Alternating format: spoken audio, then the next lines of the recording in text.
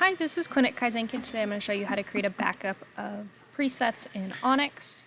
I usually like to do this right before I do an update, just in case anything goes wrong, we don't lose all of our media settings. So you're going to have ONYX open, and you're going to click File up here on the top left, and go down to Manage Printers.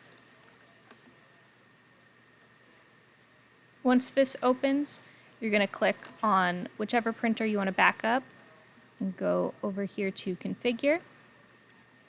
Then you're going to click Export, and you're just going to check every media setting that you want to save in the export. Then you're going to hit Export again on the right over here.